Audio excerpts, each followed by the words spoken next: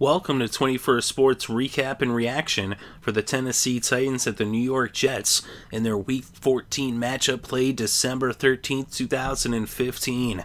We're going to go over the scores and the stats and give our breakdown and analysis. So the Jets just totally dominated this game.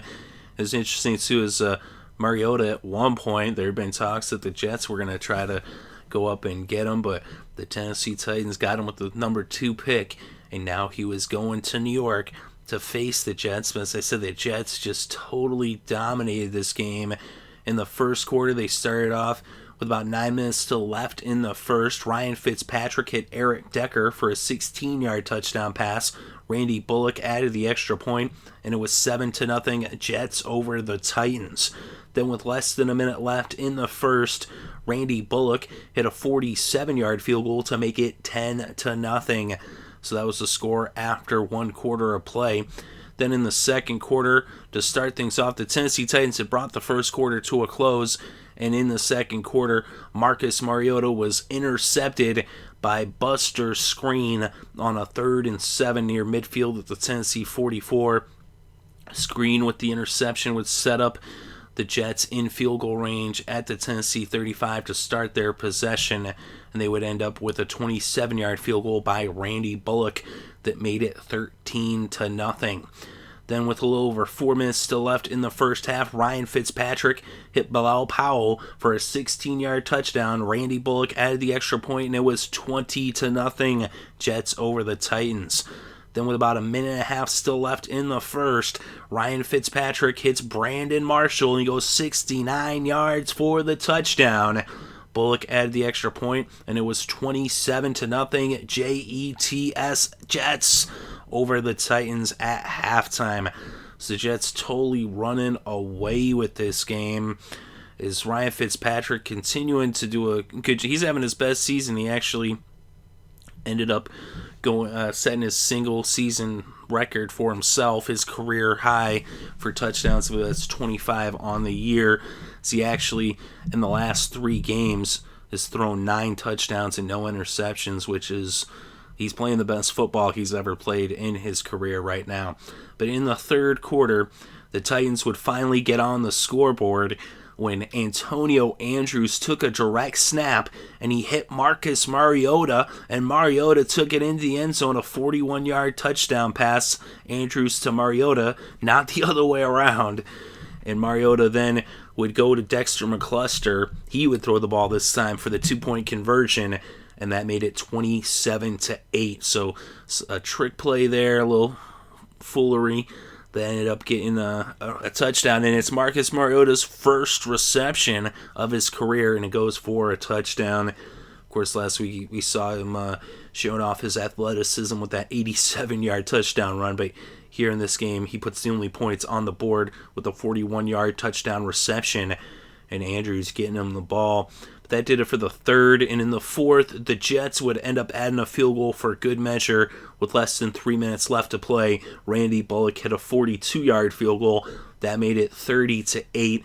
That would be the final score, as the Jets are keeping pace in the AFC as they're going for that wild card, and they're actually at the moment just 2.5 games back of the Patriots with 3 games left to play. Of course, the Patriots play Sunday Night Football against the Texans, but the Jets 8-5 on the season, 5-2 at home. This said, Fitzpatrick playing exceptionally well. He usually is a turnover machine, but in the last 3 games, he has not had any interceptions, and he's thrown 9 touchdowns. So Fitzpatrick doing a good job protecting the ball.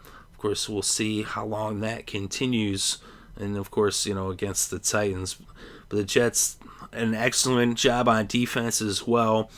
Is Buster Screen, when he picked off Mariota, that seemed to shake him up, and they did not allow any points in the first half, just that 1 touchdown in the third quarter, then shut him out in the fourth.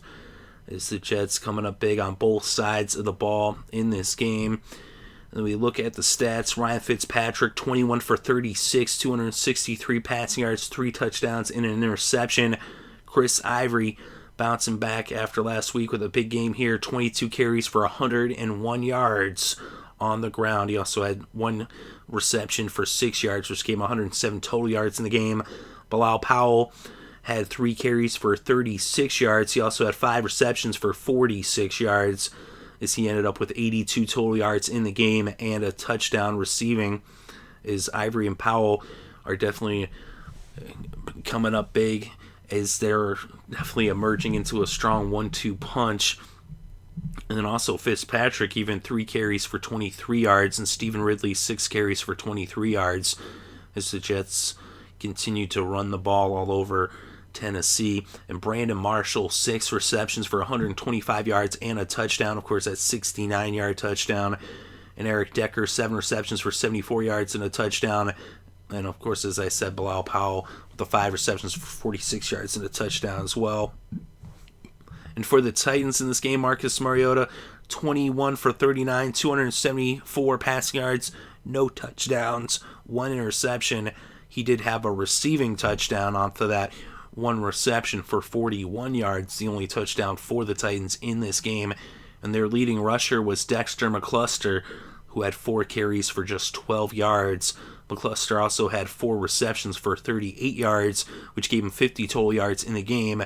And their leading receiver was their tight end, Delaney Walker, who had 7 receptions for 71 yards.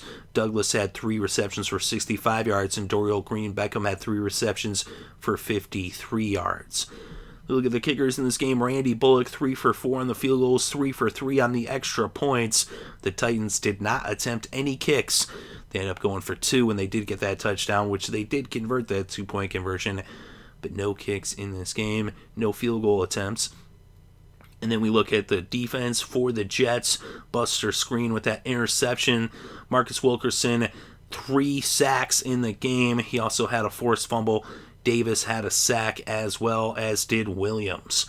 And then on the Titans side, Klug had a sack. The team stats, 24 first downs for the Jets, just 15 first downs for the Titans.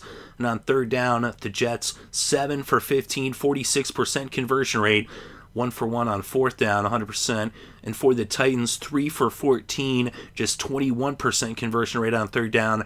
They went for it 3 times on fourth down, made 1 for a 33% conversion rate on fourth down. Total net yards in this game, 439 for the Jets, 292 for the Titans. And on the ground, the Jets just totally dominating on the ground and in the trenches up front, that offensive line.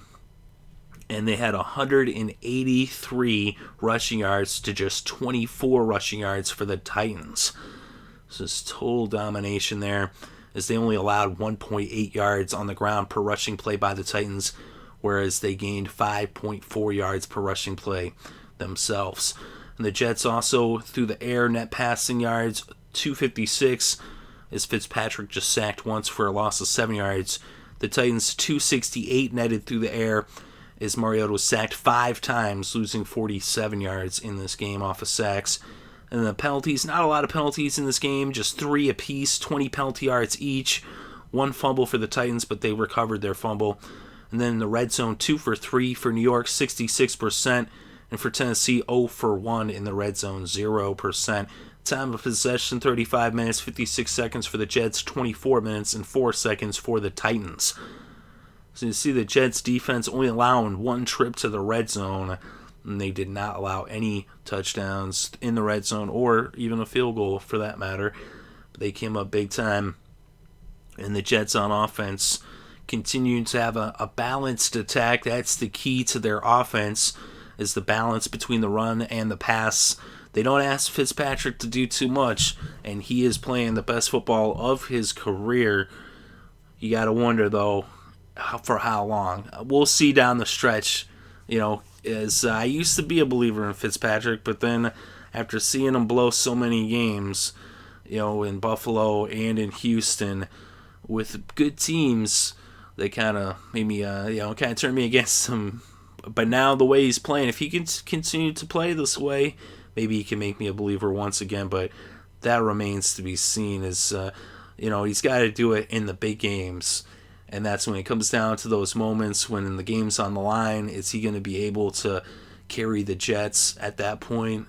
I don't know. That's what remains to be seen. That's where he's got to prove himself, but he's been playing very well in the last 3 games, as he seems to have finally gotten into a zone.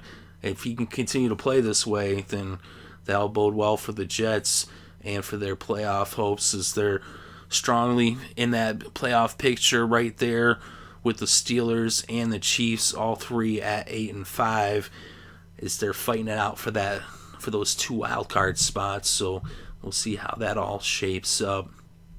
And they still have an outside shot in the East. It's not quite over yet, although it's just about. But let me know what you think in the comments section below. Definitely interested to read your thoughts and opinions. Thank you very much for listening. It's greatly appreciated. I hope you're having a good day and having a great weekend and enjoying all the sports.